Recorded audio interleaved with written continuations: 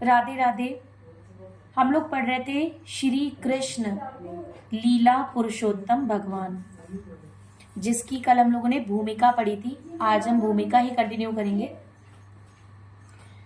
जैसा कि ऊपर वर्णन किया गया है, जब भगवान श्री कृष्ण प्रकट होते हैं तो उनके सारे पूर्ण अंश भी उनके साथ साथ प्रकट होते हैं। श्री कृष्ण श्री बलदेव महाराज के साथ प्रकट हुए, जो उनके बड़े भाई के रूप में जाने जाते हैं। बलराम चतुर्व्यूह के मूल संकर्षण हैं। वे श्री कृष्ण के पूर्ण अंशावतार भी हैं। इस पुस्तक में यह बताने का प्रयास किया जाएगा कि किस प्रकार श्री कृष्ण यदुकुल में जन्मे और किस प्रकार उन्होंने अपने दिव्य गुणों का प्रदर्शन किया। इसका विशद वर्णन श्रीमद् भागवतम में विशेषतया दशम स्कंद में मिलता है। अतः इस पुस्तक का आधार श्रीमद् भागवतम का दशम स्कंद ही है।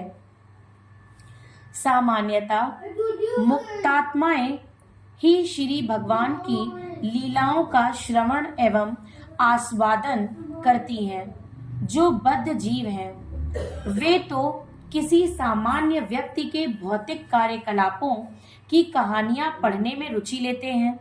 यद्यपि श्री भगवान के दिव्य कार्यकलापों से संबंधित ऐसी कथाएं श्रीमद् भागवतम तथा अन्य पुराणों में पाई जाती हैं, तथापि बद्ध जीव सामान्य कथाओं को पढ़ना पसंद करते हैं। वे भगवान श्री कृष्ण की लीलाओं की कथाओं को पढ़ने में उतनी रुचि नहीं दिखाते।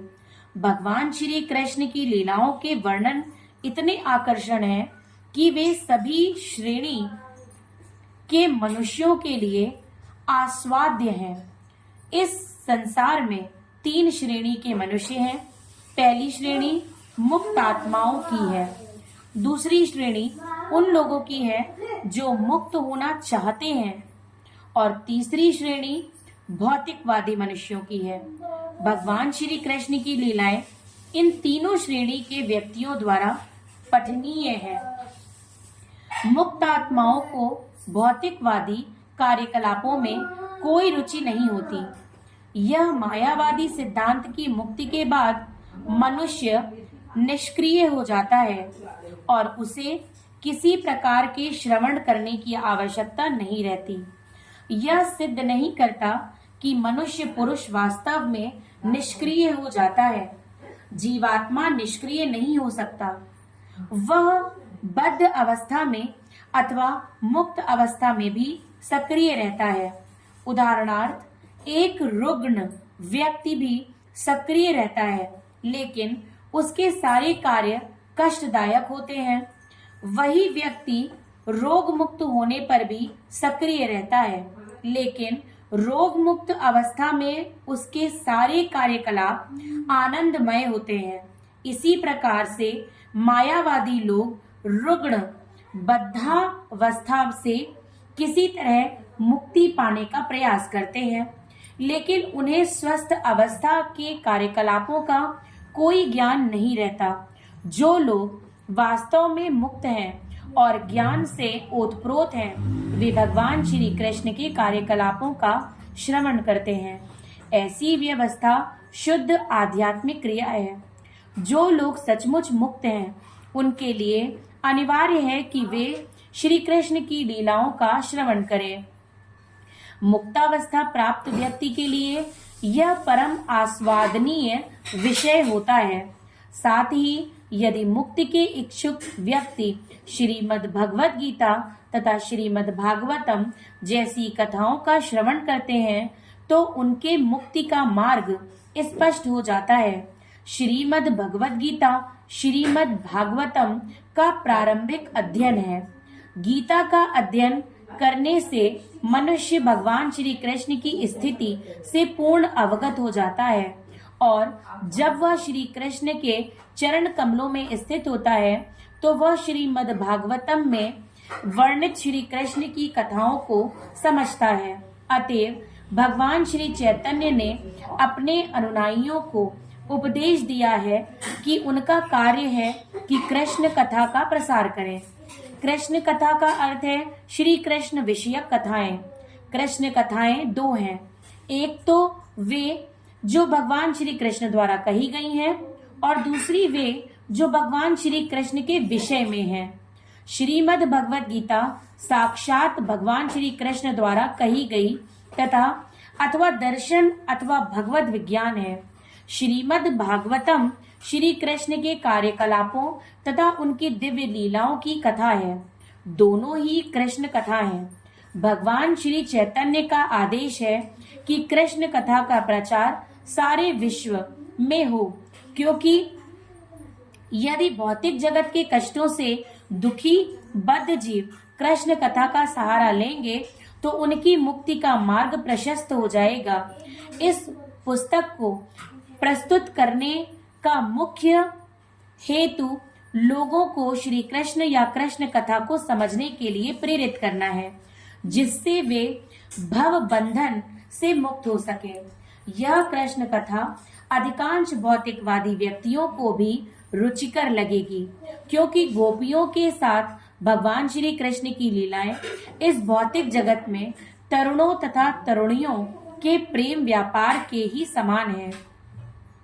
वस्तुतः मानव समाज में व्याप्त काम भावना अस्वाभाविक नहीं है, क्योंकि यही काम भावना आदि पुरुष श्री भगवान में भी पाई जाती है। श्रीमती राजधानी हृदयनी शक्ति कहलाती है।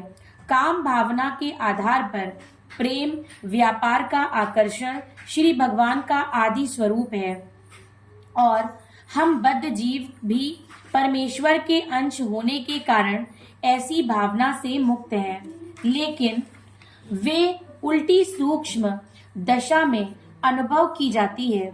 अतएव इस जगत में जो लोग विषयी जीवन के पीछे लगे रहते हैं, जब वे गोपियों के साथ भगवान श्री कृष्ण की लीलाओं को सुनते हैं तो उन्हें दिव्य आनंद प्राप्त होता है।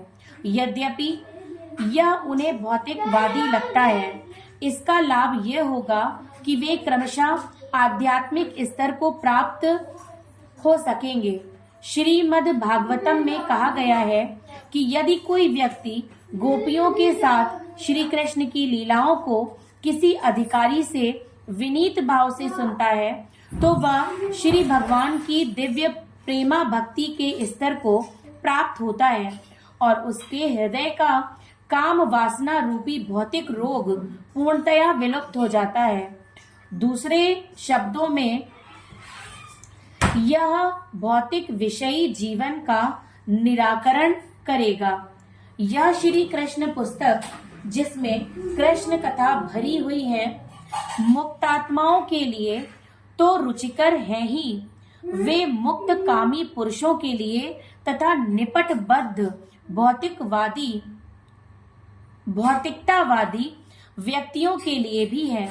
महाराज परीक्षित के अनुसार, जिन्होंने श्रील सुखदेव गोस्वामी से भगवान श्री कृष्ण के विषय में सुना, कृष्ण कथा प्रत्येक व्यक्ति के लिए रुचिकर है, चाहे वह कैसा भी जीवन बिता रहा हो।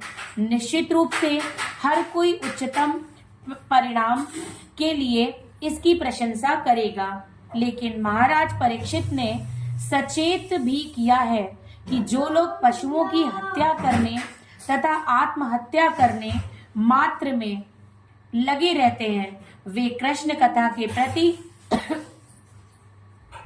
अधिक आकृष्ट नहीं होते।